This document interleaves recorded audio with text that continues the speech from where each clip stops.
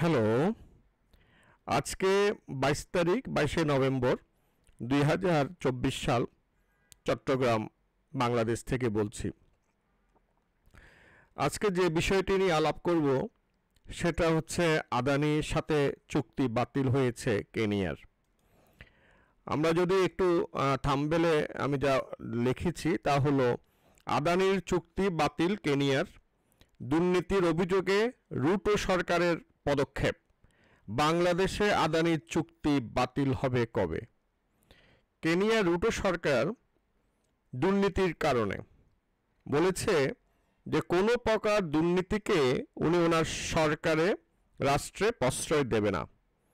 সে কারণে আমেরিকার আদালত যখন আদানি গ্রুপকে দোষী সাব্যস্ত করেছে ঘুষ দেওয়ার কারণে, তারপরেই রুটো সরকার কেনিয়ার আদানির সাথে চুক্তি বাতিল করে দিয়েছে এবং এই চুক্তি বাতিলের কারণে আদানি গ্রুপের শেয়ার বাজারে ধস নেমেছে এবং আদানি গ্রুপের যারা যেসব ব্যাংক আদানি গ্রুপকে ঋণ দিয়েছে তাদের অবস্থা খুবই নাজুক।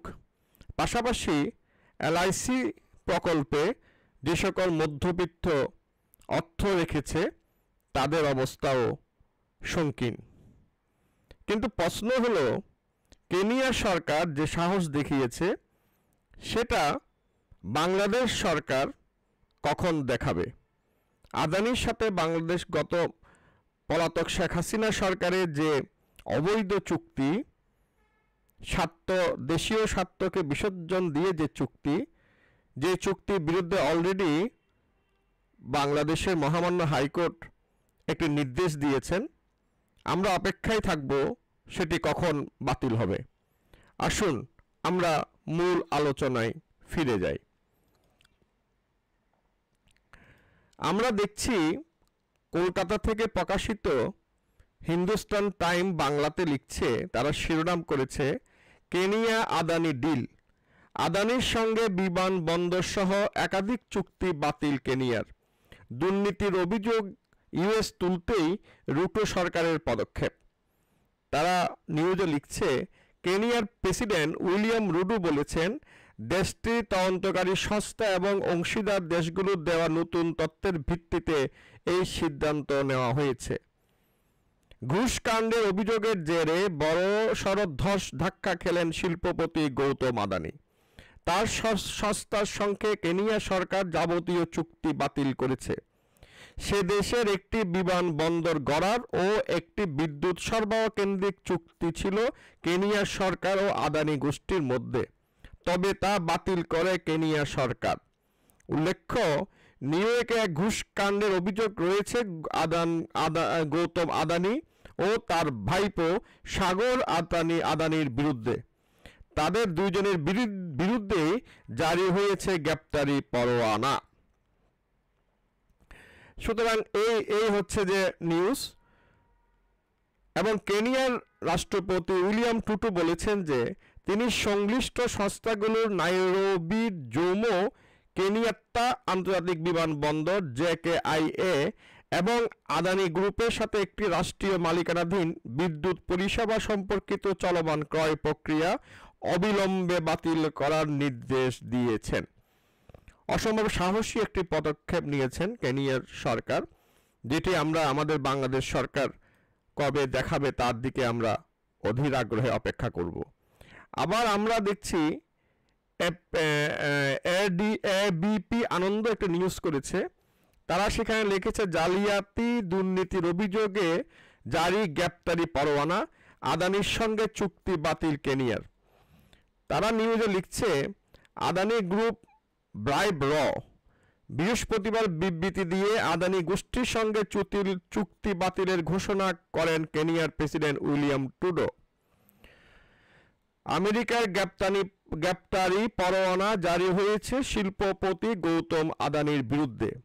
আমেরিকার গোয়েন্দা সংস্থা FBI, জাস্টিস ডিপার্টমেন্ট এবং সিকিউরিটি অ্যান্ড এক্সচেঞ্জ কমিশন এই তিনটি সংস্থার যৌথ তদন্তে বরাত পেতে ঘুষ দেওয়ার চাঞ্চল্যকর অভিযোগে অভিযুক্ত আদানিরা বিষয়টি সামনে আসার পর থেকেই ধস নেমেছে ভারতের শেয়ার বাজারে। আর সে আবহে আদানি গোষ্ঠীকে দেওয়া বিমানবন্দর চুক্তি বাতিল করল কেনিয়া। গৌতম আদানি ব্রাইব র। বৃহস্পতিবার বিবৃতি দিয়ে আদানি গোষ্ঠীর সঙ্গে চুক্তি বাতিলের ঘোষণা করেন কেনিয়া প্রেসিডেন্ট উইলিয়াম রুটো। জানান, দেশের মূল বিমানবন্দরটি পরিচালনার জন্য যে চুক্তি হয়েছিল আদানির সঙ্গে তা বাতিল করার নির্দেশ দিয়েছেন তিনি। পাশাপাশি গত মাসে 73.6 কোটি ডলারের যে বিদ্যুৎ সরবরাহের লাইন তৈরির চুক্তি হয়েছিল আদানির সঙ্গে তাও বাতিল করা হয়েছে। প্রেসিডেন্ট টুটু বলেন, পরিবহন এবং বিদ্যুৎ ও পেট্রোলিয়াম মন্ত্রককে চুক্তি বাতিলের নির্দেশ দিয়েছি আমি। আমেরিকা থেকে যে তথ্য সামনে এসেছে আদানিদের নিয়ে, তার জেরেই এমন সিদ্ধান্ত বলে জানান তিনি। হিডেনবার্গ রিপোর্টের পর গত 2 বছরের এই নিয়ে পরপর 2বার ধাক্কা খেল আদানি গোষ্ঠী। কিন্তু এবারের আদানির বিরুদ্ধে যে অভিযোগ উঠেছে তা অত্যন্ত গুরুতর। আমেরিকার তদন্তকারী সংস্থাগুলো জানিয়েছে, সরকারি প্রকল্পের বরাত থেকে ভারতের অধিকারীদের 2000 কোটি টাকার বেশি ঘুষ দিয়েছিল আদানি গোষ্ঠী, যা থেকে 20,000 কোটি মুনাফা ঘরে তোলার লক্ষ্য ছিল তাদের। আর এর মধ্যে কেন্দ্রীয় সরকারের অধীনস্থ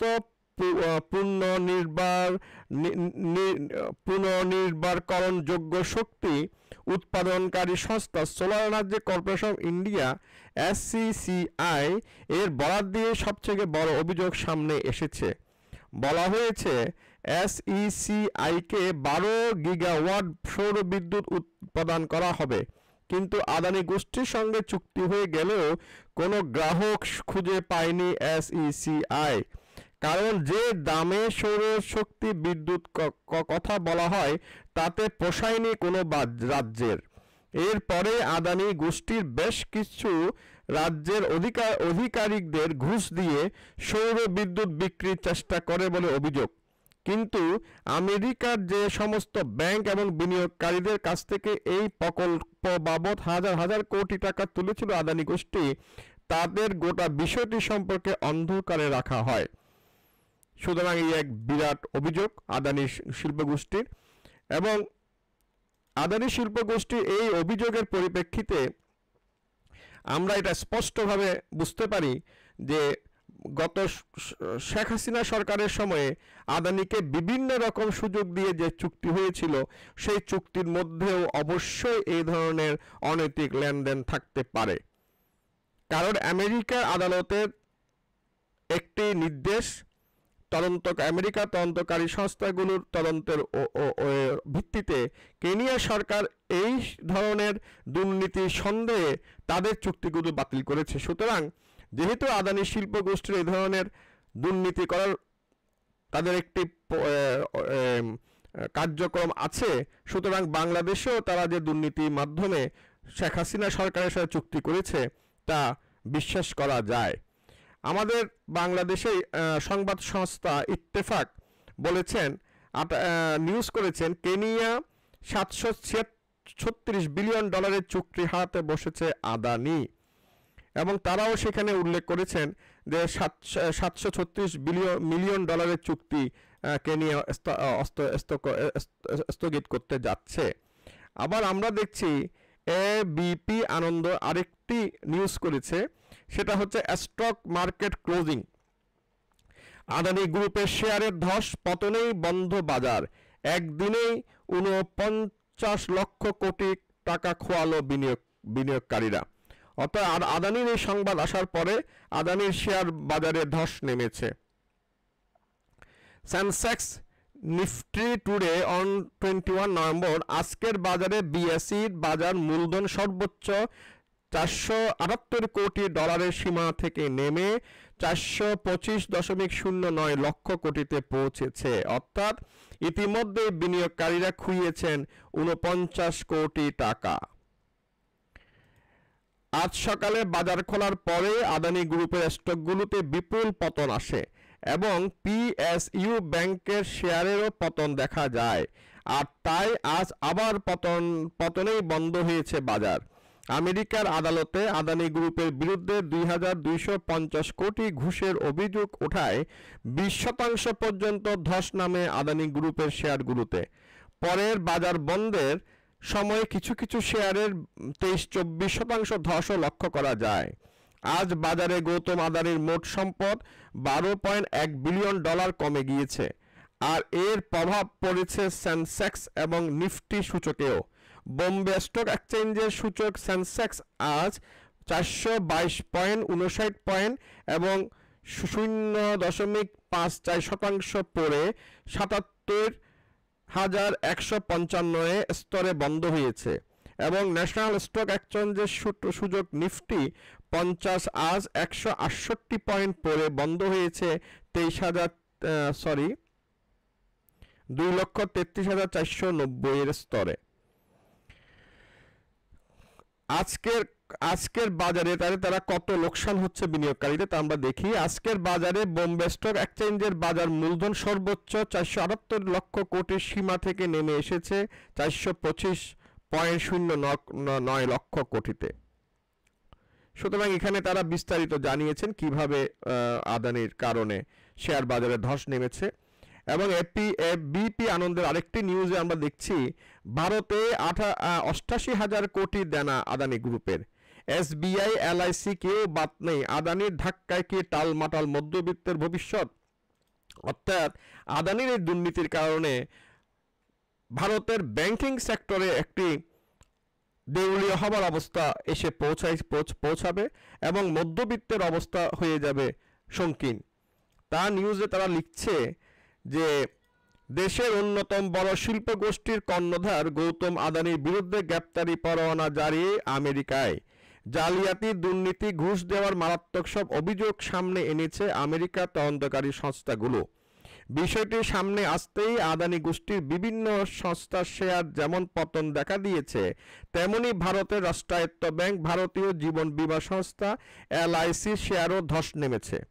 এমন পরিস্থিতিতে আশঙ্কা প্রকাশ করছেন অর্থনৈতিক বিশেষজ্ঞরা।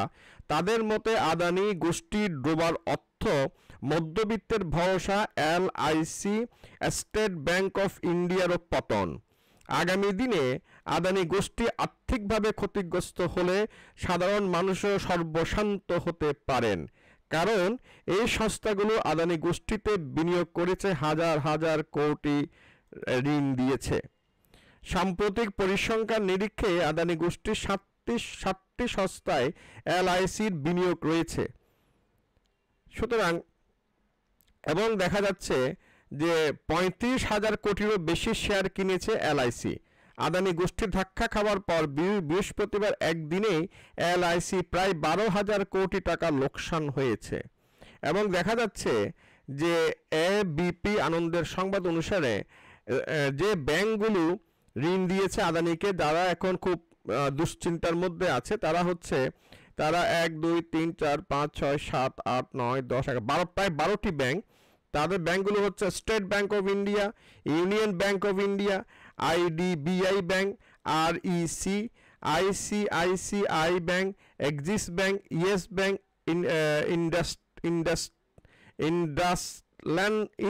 IndusInd Bank, IDFC First Bank, Bank of India, RBL Bank. এর মধ্যে State Bank of India, Punjab National Bank ও ব্যাংক অফ বরোদা থেকে আদানি গোষ্ঠীর মোট ঋণের পরিমাণ 40,000 কোটি টাকা। এর মধ্যে এসবিআই সবথেকে বেশি টাকা ঋণ দিয়েছে আদানিকে, প্রায় 27,000 কোটি টাকা। পিএনবি 7,000 কোটি টাকা ও বিওবি 5,380 কোটি টাকা ঋণ দিয়েছে আদানি গ্রুপকে।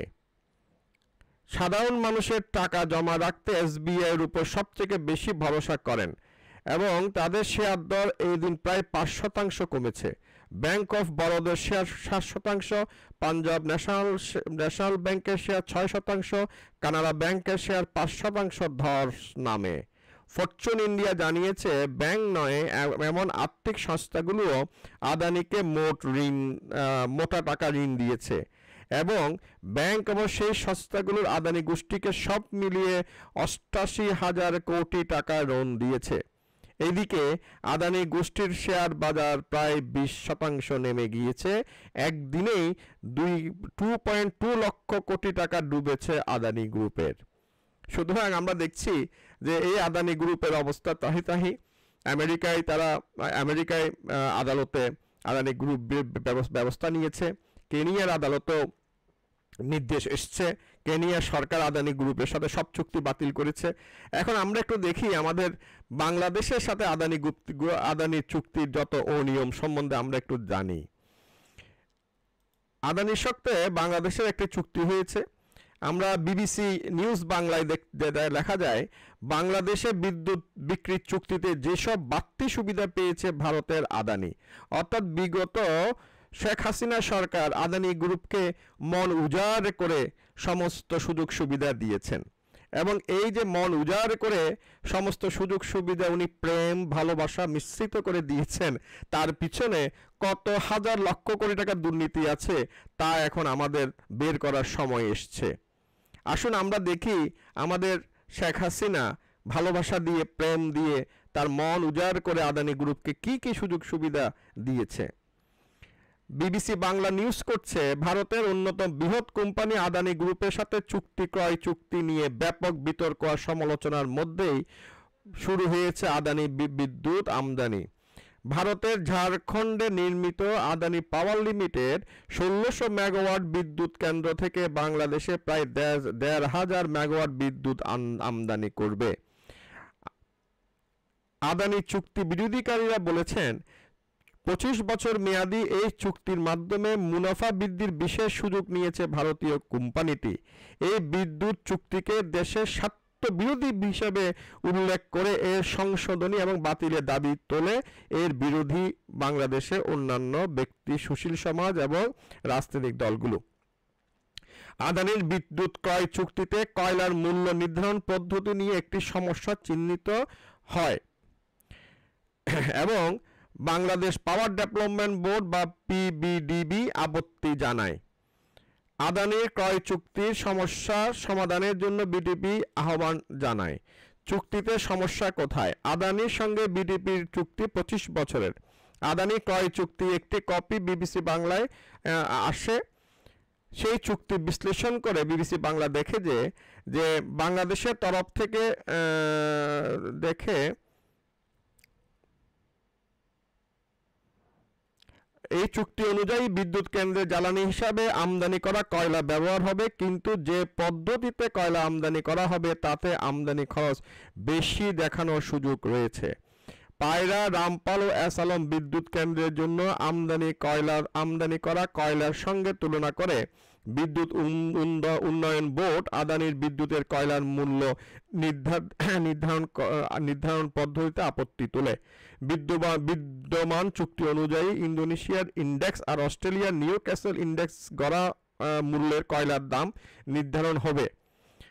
অর্থাৎ বাংলাদেশে পায়রা, রামপাল এবং আসালম বিদ্যুৎ কেন্দ্রে যে অর্থের যে যত ডলারে কয়লা আনা হয় পার টন, তার থেকে অধিক মূল্যে এখানে কয়লা আমদানি করা হবে আদানিতে। এবং দীর্ঘমেয়াদী চুক্তিতে কেউ কখনো এত দাম দিয়ে কয়লা কেনে না।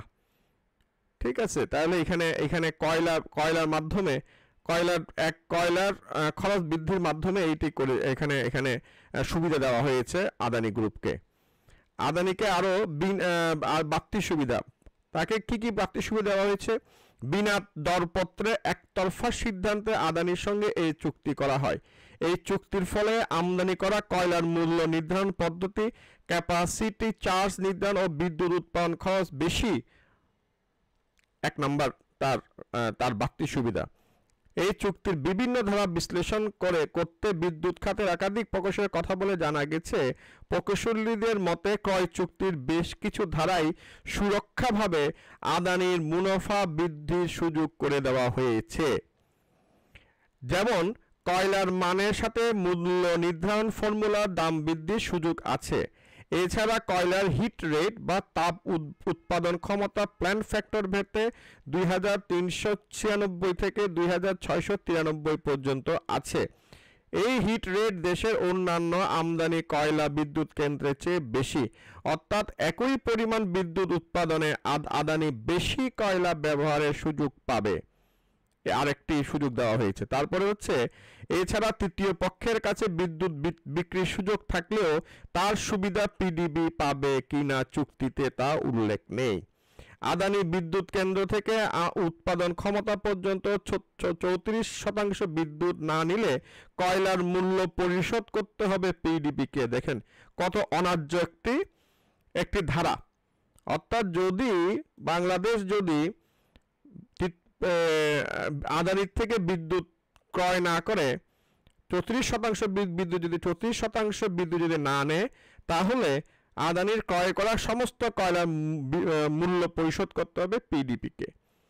সুতরাং এই ধরনের প্রচুর অভিযোগ আদানির সাথে আছে এবং এই বিষয়ে একটি রিট আনার পরে মহামান্য আদালত যে সিদ্ধান্ত দিয়েছে, ইত্তেফাকের সংবাদে বলা হচ্ছে আদানির সঙ্গে বিদ্যুৎ চুক্তি তদন্ত কমিটি গঠনের নির্দেশ, 3 মাসের মধ্যে প্রতিবেদন। আদানি পাওয়ার ঝাড়খণ্ড লিমিটেডের সঙ্গে সরকারের বিদ্যুৎ ক্রয় চুক্তি তদন্ত করতে আন্তর্জাতিক খ্যাতিসম্পন্ন জ্বালানি ও আইন বিশেষজ্ঞদের সমন্বয়ে উচ্চ ক্ষমতা সম্পন্ন কমিটি গঠনের জন্য জ্বালানি ও খনিজ সম্পদ সচিবকে নির্দেশ দিয়েছে হাইকোর্ট। সুতরাং এটি একটি ডেভেলপমেন্ট।